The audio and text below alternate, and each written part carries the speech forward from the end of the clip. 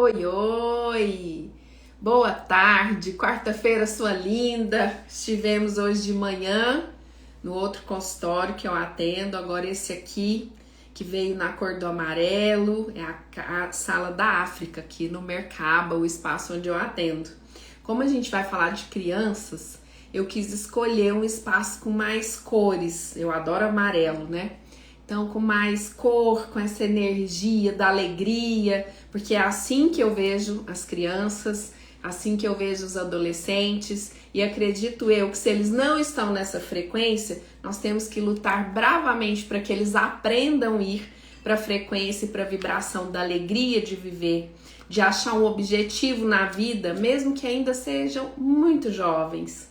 Muitas vezes nós ficamos preocupados com os nossos filhos, e a gente não percebe que nós não encontramos o sentido da nossa vida. Porque sim, a gente tem que entender que a vida não tem nenhum sentido, não tem nenhum propósito, se nós não dermos um sentido para essa vida, se nós não dermos, não conferirmos um propósito para essa vida. Então hoje a nossa ideia aqui é iniciar um movimento no Instituto, que nós demos o nome de Instituto TIM. Vocês viram? A logomarca é um monte de criança rodeando a logomarca do Instituto Alessandra Tavares. Foi uma orientação do que eu chamo de hierarquia, do trabalho que eu faço. Eu sou psicóloga de formação, também trabalho como psicoterapeuta quântica e consteladora.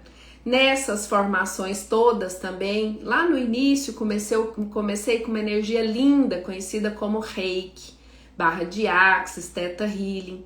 E hoje a nossa intenção aqui é falar um pouco do trabalho do Reiki para auxiliar as crianças que possam estar tendo problema com foco, concentração, às vezes uma irritabilidade além do normal e ansiedade, o mal da humanidade, que já acomete milhares e milhares de crianças e jovens de toda idade.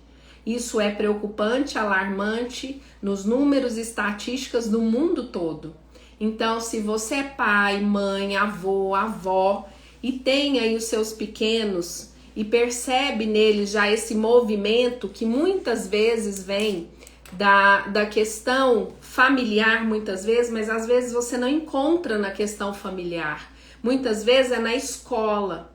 E aí tem uma questão que é a tecnologia, que tem incentivado principalmente as crises de ansiedade. Crianças muito expostas, ou todas, ou quase todas, muito expostas desde muito jovens à tecnologia, ao rolar de telas, ao clicar, aos joguinhos e a essa manipulação, esse excesso de informações tem sim contribuído para o processo de adoecimento das crianças, dos pré-adolescentes e dos adolescentes. Eu sou mãe de três meninos, 2 filhos do coração, que hoje já são adultos, 25, 26 anos, e o meu menorzinho, pequenininho, de 17 anos, um adolescente, com os desafios de um adolescente na era de IA, na era da inteligência artificial. Os pais ainda não perceberam a força e o poder disso para ser utilizado para o crescimento deles, mas também ainda não sabem como lidar com as sombras que ainda estão nesse universo da tecnologia. Posso, inclusive, afirmar, dado o meu trabalho com as crianças, com os adolescentes, com os meus filhos, que a sombra ainda é mais poderosa dentro da tecnologia, dentro dos tais aplicativos, do que nós possamos imaginar. E a gente aprender a se comunicar com os pequenos na era digital é de suma importância para que a gente se aproxime deles. Essa é a linguagem mundial, queira você você não queira. Queira você gostar ou não de inteligência artificial, de tecnologia, de Instagram, de TikTok, de tudo isso, se você é pai e mãe, se você é avô, se você é tia, se você tem sob a sua tutela e responsabilidade crianças, jovens, né, adolescentes, você precisa entrar nesse universo e aprender para auxiliá-los num caminho que vai ajudá-los a se desenvolver. e não o contrário ou o oposto do que está acontecendo, do que a gente está enxergando que está acontecendo. Então, para vocês terem uma ideia da estatística de como o mundo hoje é digital, e eu acredito que as coisas decentes, objetivadas, as orientações devam estar dentro do mundo digital com mais peso do que as coisas que tem hoje, né? Essas bobagens de dancinha, de um monte de coisa, vê isso de vez em quando tudo bem, mas o tempo todo imbeciliza sim, imbeciliza. Né? E nós não podemos fechar os olhos para isso. Se eu trabalho em escola, se meu filho está em escola, se eu sou da área pedagógica ou não, tudo isso precisa ser revisado por todos nós. A minha geração é a última geração que conviveu com os dois lados, que está convivendo com os dois lados, né? Então, a última geração que possivelmente experimentou o não digital por muitos anos, né? Assim, os nossos filhos já não é bem assim, já nasceram, como diz Juliano Hakim, com a mãozinha esperando receber o celular no centro cirúrgico no parto, né? Então é sobre isso, só que sem drama, apenas com os dados estatísticos e buscando uma comunicação mais efetiva com os pequenos, também dentro da ordem digital. Para vocês terem ideia de como o universo mudou, e é isso que eu queria dizer agora há pouco, é a primeira vez, né, na nossa história, em tantos e tantos anos, que para prestar vestibular, a concorrência em primeiro lugar não é mais, por exemplo, a medicina, mas sim inteligência artificial. Se não me engano, em segundo lugar, softwares, e em terceiro lugar, medicina, acho que quarto, direito, né? Então, IA em primeiro lugar, com relação a prestar vestibular e tudo mais, para vocês verem que o mundo mudou. Basta estudar a questão da robótica dentro da própria medicina. Então, tudo isso são atualizações que os pais têm a obrigação de orientar os filhos, né? Para que eles saibam como lidar bem com tudo isso, tá bom? Por isso, eu convidei a Lindeusa da Carita, já vi que ela entrou por aqui. A Carita é mestra em Reiki, também tem feito um trabalho magnífico com a terapia holística, principalmente barra de axis e Reiki, com crianças dentro de consultório, dentro de escola, trabalhando foco, concentração, naturalmente, ansiedade, agressividade e irritabilidade, aquilo que os pais e os pedagogos têm percebido que no comportamento da criança está atrasando o desenvolvimento cognitivo dessa criança, ou às vezes trazendo até perturbações dentro de casa. Hoje há uma corrida por diagnósticos e medicação, outra revisão que tem que ser feita ou refeita, né? Nem tudo é diagnóstico, às vezes é apenas o ambiente e a falta de consciência daquela criança em relação às suas emoções. E isso é fácil de conduzir, basta encontrar os profissionais certos e fazer o que tem que ser feito. Então eu vou chamar aqui a Carita, que eu já vi que ela entrou por aqui.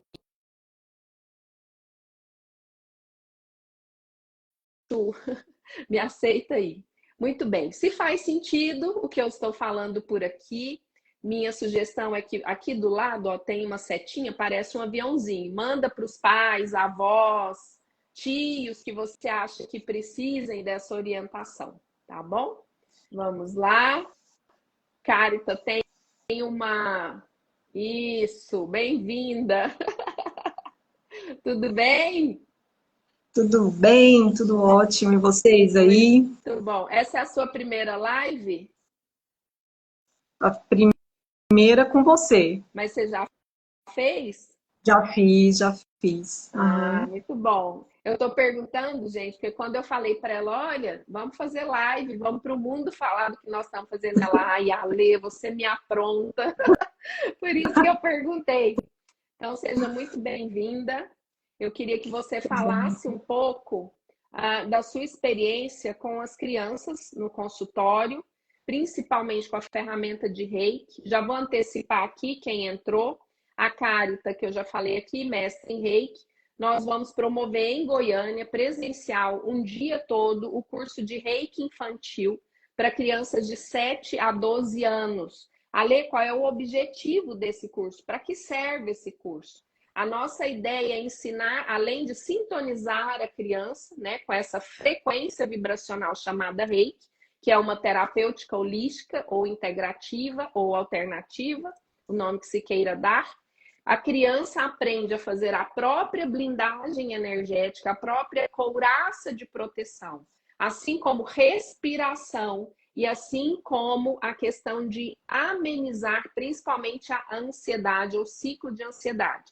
Então, eu falei mais cedo na live da manhã, por exemplo, você tem uma criança que começa a ter uma ansiedade na escola. Ela não tem que esperar 1h30, 1 hora, o tempo do pai e da mãe buscá-lo. Ela já sabe fazer a técnica de respiração, ela já sabe fazer os comandos e a meditação, e ela mesma vai baixando os padrões de adrenalina, porque para vocês entenderem o que é a ansiedade. Ansiedade é pico de adrenalina e decréscimo de hormônios do humor, falando fisiologicamente.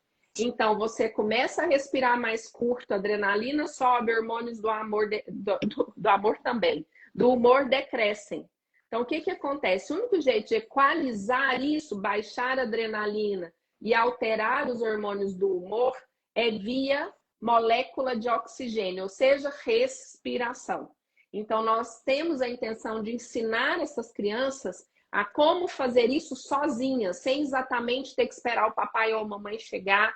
E ali eles já vão se cuidando, se tranquilizando para que os pais cheguem e as crianças estejam melhor, para que elas próprias possam fazer a própria blindagem e o próprio cerco nesse sentido, tá bom? Então, Carita, eu queria que você falasse um pouco dessa sua experiência com esse trabalho com as crianças no consultório, né? E na escola também. Então, Ale, primeiro, obrigada, né, pelo convite, gratidão por essa oportunidade da gente estar falando sobre as crianças aqui. É um trabalho que eu falo igual você comenta, muitas vezes, nem é trabalho, o tanto que é gratificante a gente trabalhar com eles.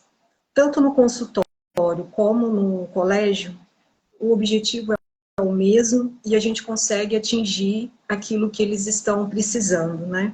O maior trabalho ali que a gente o maior foco que a gente tem é para trazer o relaxamento para eles. Eu brinco quando eles chegam lá na sala que esse é o momento deles, né?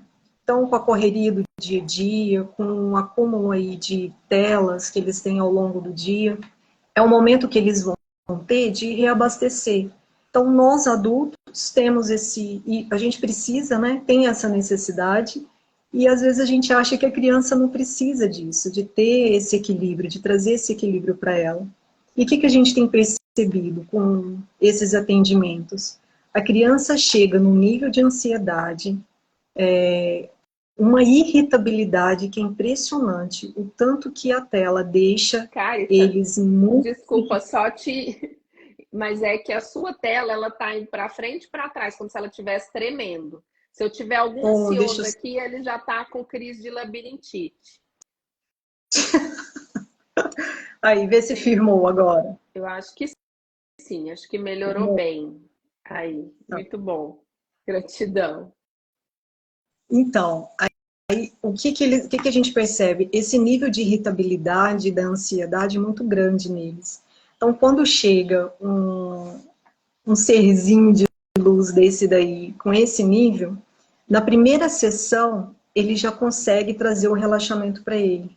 E ele aprende a fazer a técnica de respiração, ele consegue fazer técnica sozinho depois, na hora que vem essas crises. E a gente mostra para eles, ó, é normal a gente ter todas as emoções, né? A gente sentir raiva, sentir medo, sentir vergonha, igual no Divertidamente, no filme, né? O problema é a gente não deixar a gente nutrir, né, da comidinha para esse tipo de emoção. Se a gente der a comidinha, que eu falo assim na linguagem deles, o que vai acontecer?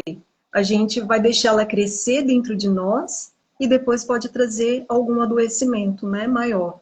Então, na hora que a gente vai trabalhando com eles só do relaxamento, com a respiração, o reiki e às vezes a barra de axis, eles já conseguem trazer um centramento. Eles conseguem realmente relaxar. E depois, para a gente ouvir os feedbacks deles na primeira, segunda sessão, é muito gratificante, né? Isso daí. Então, a gente vê que eles são tipo uma esponjinha. Eles conseguem absorver aquilo que a gente fala e a receptividade para essa essas terapias energéticas é muito grande, é muito bom. É isso, Ale, que hoje, no dia a dia, vem. Um outro caso também, que a gente falou da irritabilidade, da ansiedade, tem a depressão. Então, criança que chega muito para baixo, depressiva, que não consegue se relacionar com os amigos no colégio, aí já é o contrário, a gente precisa de dar um input de empoderamento para ele saber lidar com isso daí. E daí mostra também, com esse trabalho, o tanto que eles conseguem liberar essa emoção que está muito forte dentro dele, para conseguir se socializar com os colegas. Tem vários casos disso que está trazendo. Pode ser o tanto de tela que eles estão tendo, né, momentos aí de tela, que não está deixando essa socialização ser natural, gostosa, leve, que para eles é um peso. É o que tem chegado também para a gente, tanto no colégio como em consultório. Muito bom. Na minha experiência também, gente, assim como a Carita, eu atendo muitos adolescentes, pré-adolescentes, constelo e atendo. E os pequenininhos também. Então, o que tem acontecido com frequência? Eles chegam, não sabem relatar o que estão sentindo, estão apavorados, e muitos deles entram no Google, os maiorzinhos, e falam, não, tia Lê, eu já sei o que eu tenho. Um deles com, acho que 14, 13, não lembro mais, de 12 a 14 anos, né? Tava ali com uma questão de ideação e tudo mais, e eu perguntando, o que falta? Não falta nada. Minha escola é boa, meus pais são ótimos, tem abuso, né? Tem violência? Não tem. Tá sofrendo bullying na escola? Não, vou investigando naturalmente até a criança se soltar, confiar e tudo mais. E aí, quando veio para a sessão, não, tia Lê, eu já sei o que eu tenho. Eu falei, me diga o que você tem. Eu tenho depressão sorridente. Essa é uma teoria dentro da estatística da depressão relativamente recente, da depressão sorridente, que é aquela depressão que você não percebe, né? Nem a própria criança, nem os adultos. Então, isso é gravíssimo. E quando eu fui olhar, eu falei, por quê? Ele falou, olha aqui os sintomas.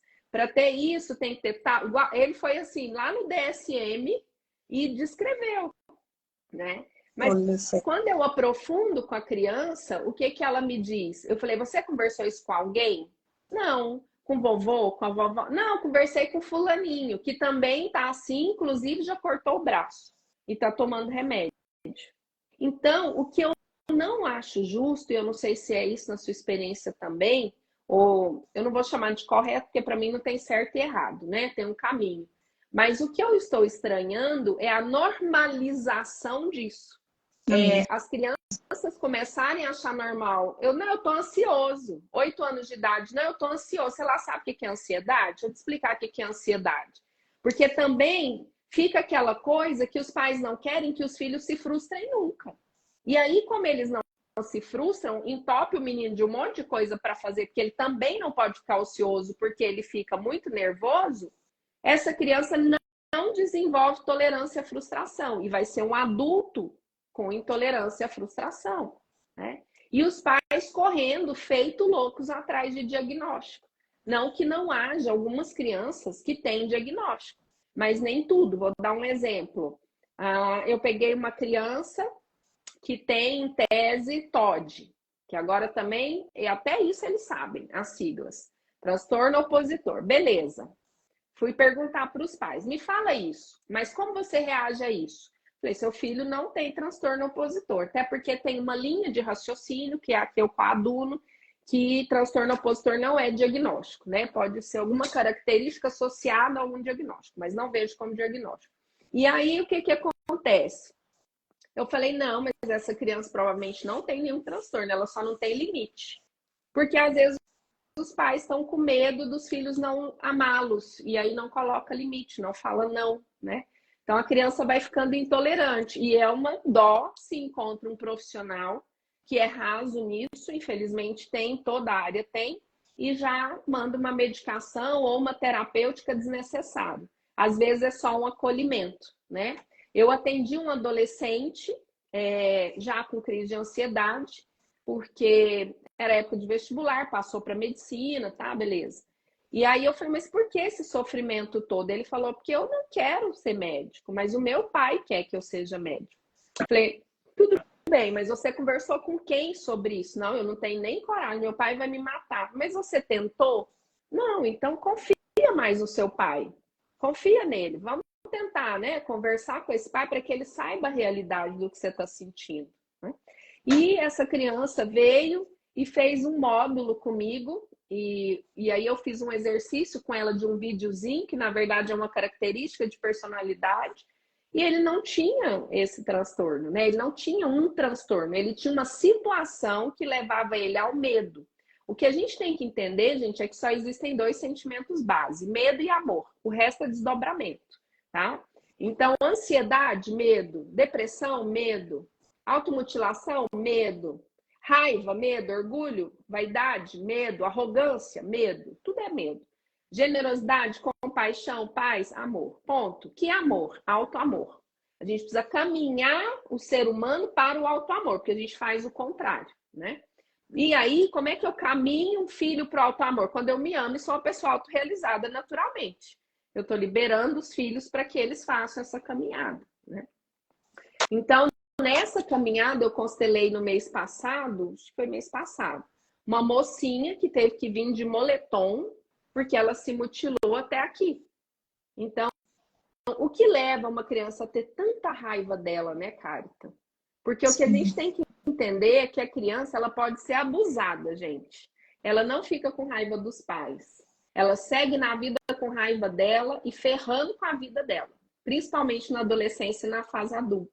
Faz sentido o que eu estou falando ou eu estou num filme errado? Vocês aí que são mães, pais, eu e a Carita estamos viajando na maionese. Se tiver pergunta, vocês podem ir fazendo por aqui também, tá bom? Então, acho que isso é importante, né, Carita, que a gente olhe. Mas, tudo bem.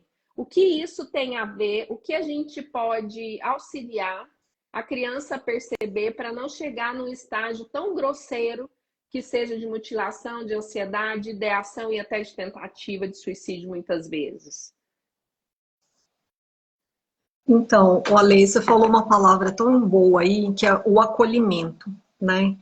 Eu vejo também muito isso lá, quando a gente acolhe essas crianças com muito amor, com muito carinho, que tem a escuta, principalmente, que talvez eles não tenham em casa, né, da forma que talvez precisaria, eles mudam, eles trazem para dentro deles uma confiança, uma autoconfiança que era o que estava faltando para eles seguirem, para se Só fazer socializar. uma parte aqui, que às vezes os pais ou avós escutam isso e falam, mas eu faço tudo. Não, gente. É que nós somos emaranhados com os nossos filhos, com os nossos netos, nós somos envolvidos emocionalmente. O terapeuta não. Então, sim, eles têm mais facilidade,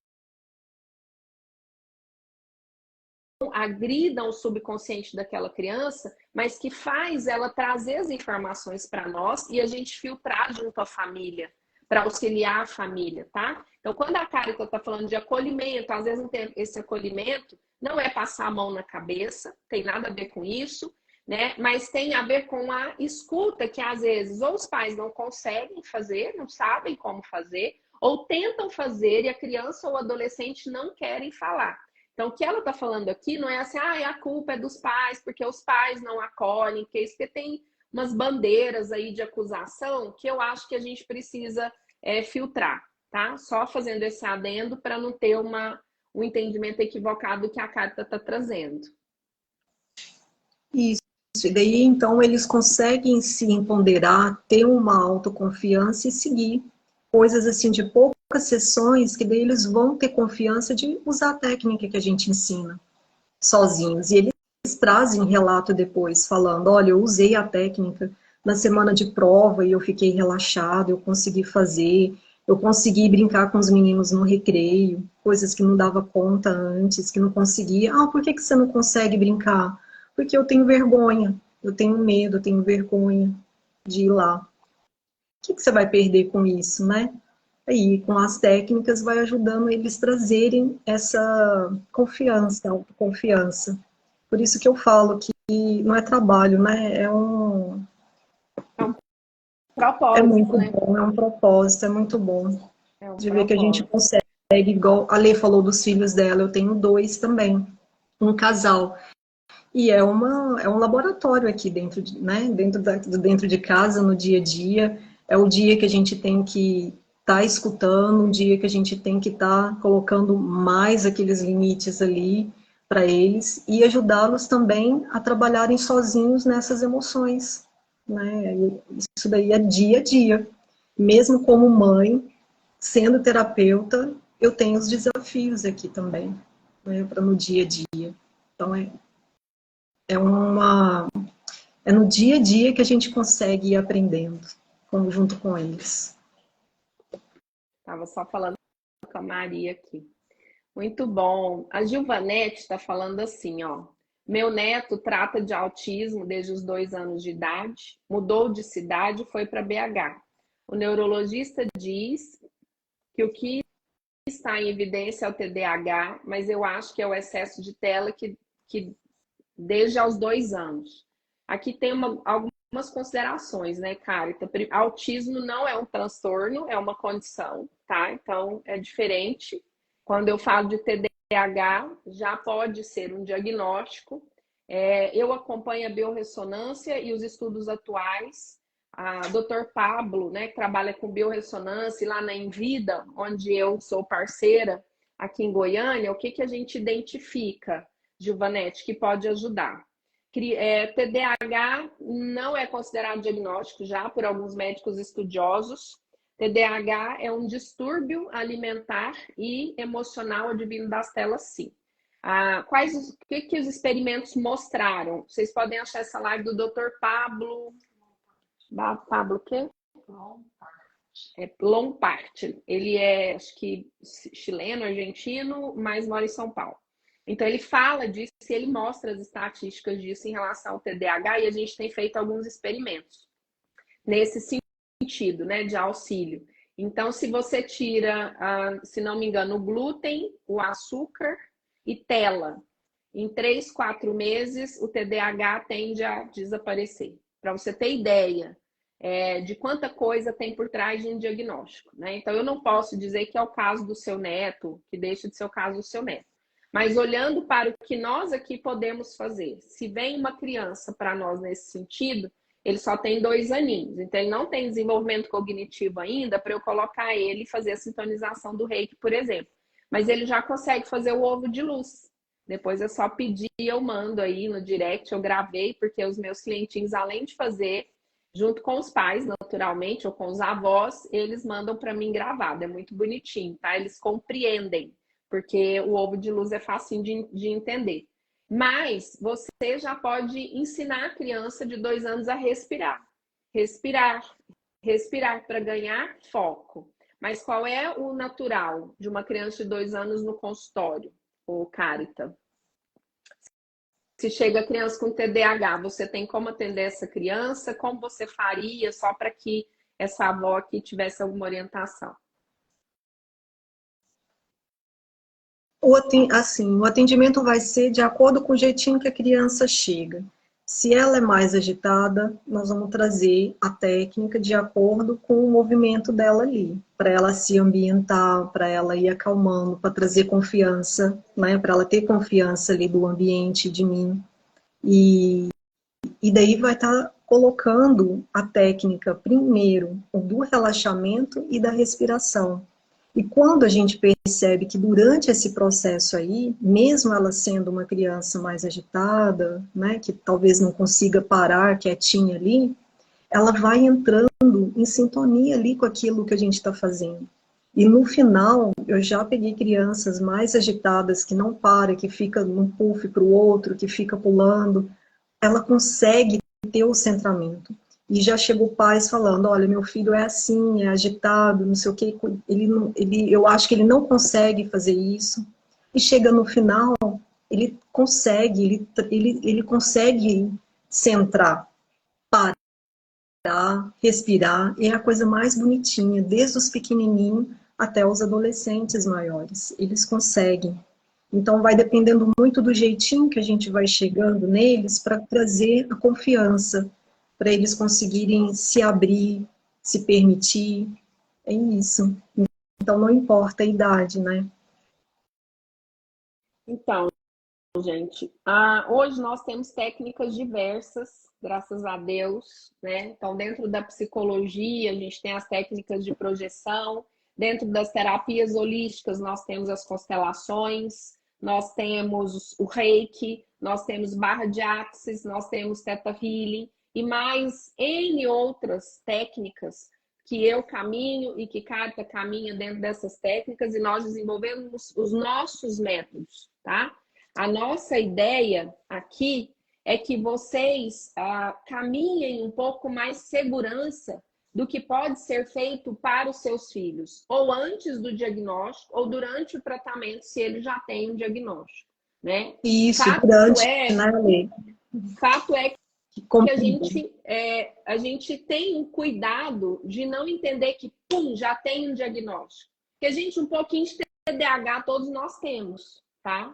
Então, assim, hoje essa coisa ficou um pouco doida. Então, tem que dar uma olhada, buscar profissionais sérios. Nós temos muitos profissionais sérios hoje, neurologistas, neuropediatras, né?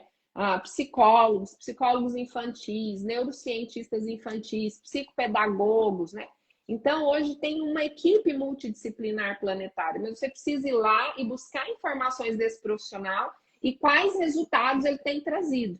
Tá? Não é só ir na primeira pessoa, né? Eu recebi uma cliente apavorada com o filho e ela disse que chegou com o filho no consultório e a pessoa só disse assim, não conversou meia hora com a criança, não pediu exames, nada, eu nunca vi isso. Acontecer, os profissionais que eu conheço, né, eles fazem uma investigação, às vezes de meses, para chegar no diagnóstico. Seu filho tem autismo nível tal, não sei o quê. E a pessoa entrou em parafuso, ela achou que era uma doença, uma pessoa muito simples, ela não sabia do que estava se tratando ali, né? Então, depois ela me procurou, você vai procurar um profissional diferente, diferenciado, que conversa com você, que explica as hipóteses, que faz uma investigação séria, que escuta essa criança, né? Não é simples assim. Infelizmente, em qualquer carreira, gente, tem gente que está com boa intenção ou com boa formação e conhecimento e gente que ainda não chegou nesse nível. Então, cabe a nós, que somos pais, avós, enfim, somos os tutores dessas crianças, procurar gente séria, né? Porque a gente está procurando pacificar, nós estamos procurando a saúde, eu não estou olhando para a doença, eu estou olhando para a saúde. Qual é a finalidade da saúde, né? Então, a nossa intenção aqui, tanto na live quanto o trabalho do dia 12, que eu comentei aqui no início, como eu vi que entrou mais gente, vou só repetir. Então, a Carita é mestre em Reiki, também trabalha com a lógica do Reiki e da barra de Axis e todo o conhecimento que ela tem aplicado à infância e adolescência, né, em escola e no consultório.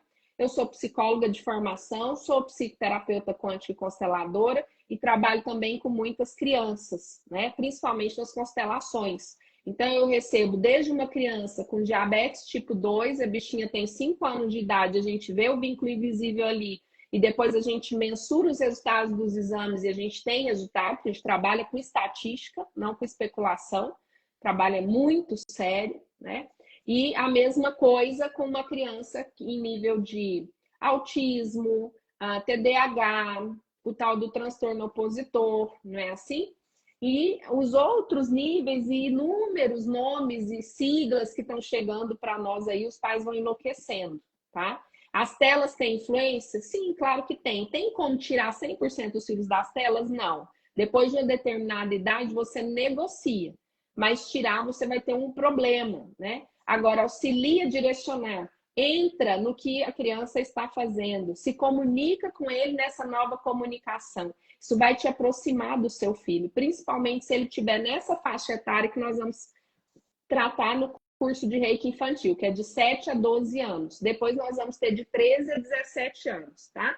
Mas dia 12 de abril, aqui em Goiânia, eu, Carita e uma equipe multidisciplinar, nós vamos dar o curso de Reiki infantil para as crianças, de 7 a 12 anos. Não é para os pais, é para as crianças. Elas vão aprender a respiração, que baixa o nível de adrenalina, Auxiliar a reconhecer que emoção é essa? Qual é o problema de estar sentindo culpa? Qual é o problema de estar sentindo raiva? Vamos canalizar essa raiva, em vez de ser para o seu corpinho, ou para o coleguinha, ou para a professora, né? Então, nós vamos trazer isso. E como é uma técnica japonesa, é um sistema japonês, tem também que nós chamamos de sintonização via glândula pineal. A pineal, gente, fica bem aqui no cérebro, bem aqui no meiozinho, tá?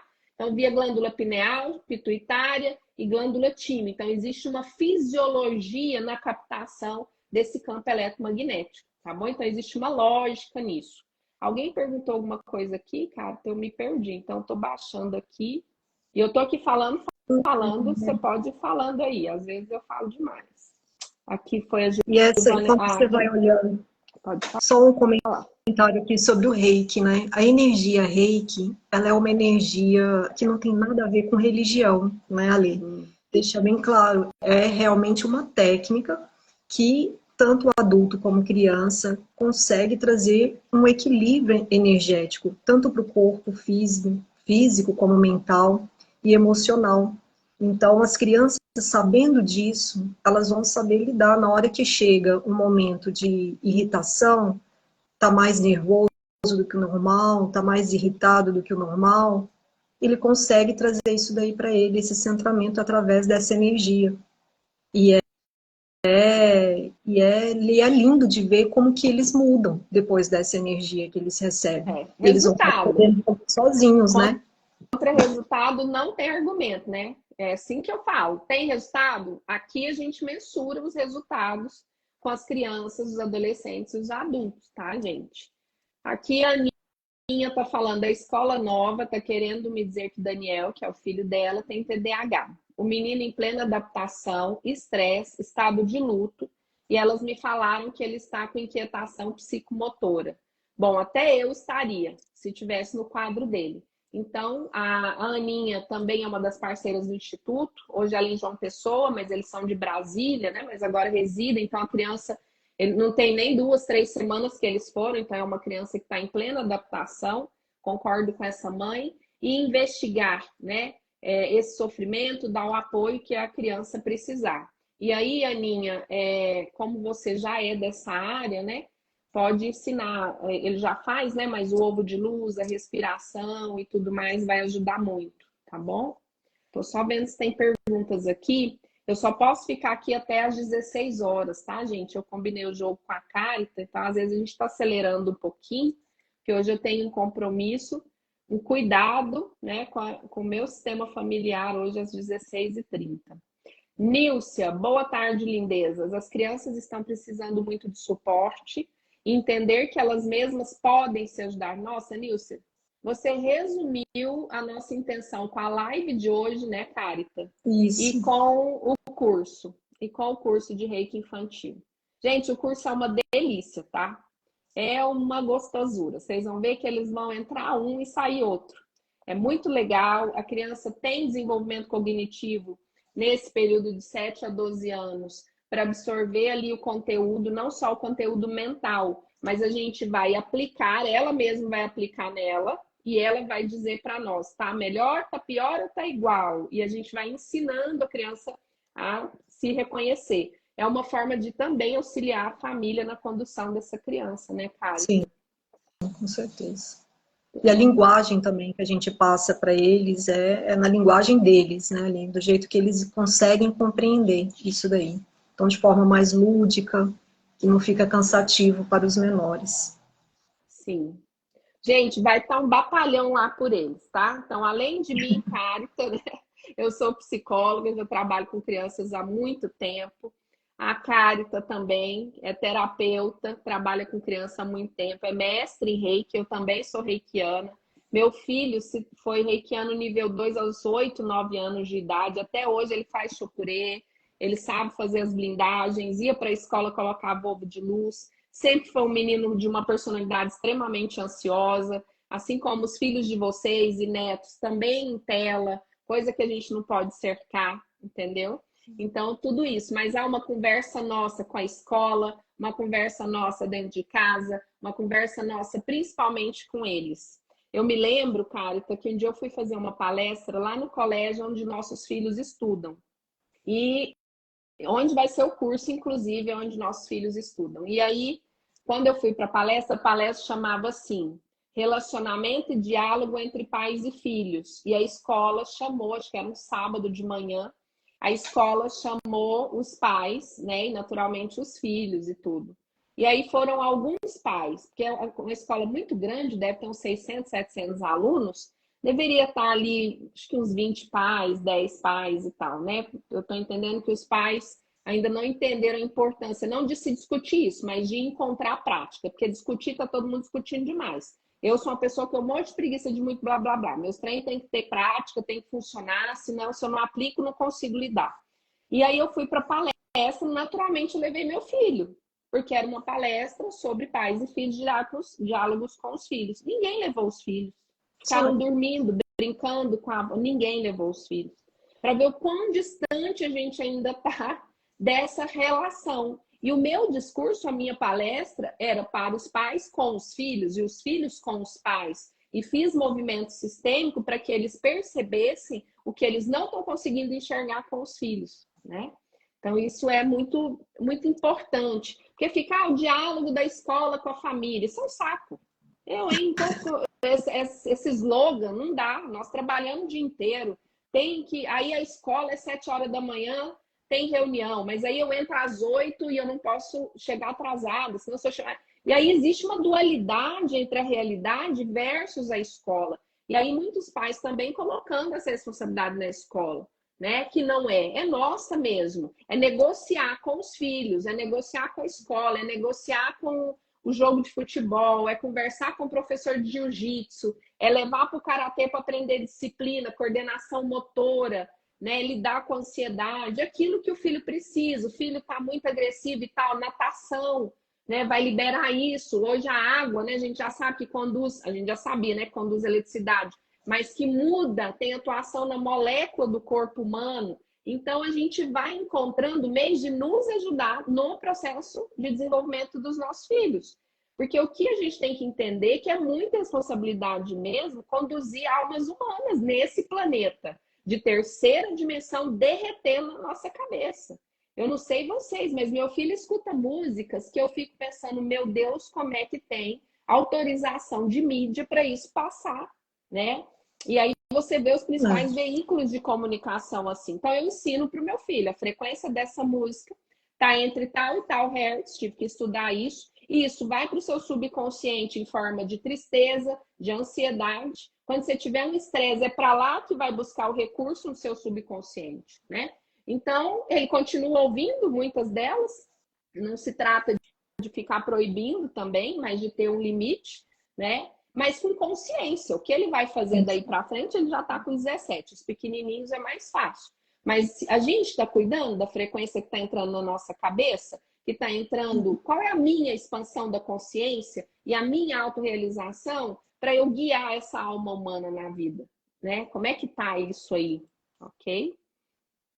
Isso, e eles são o futuro, né, Ale? Eles são o futuro, a gente tem que cuidar deles agora para a gente ter um futuro melhor aí, lá na frente, né?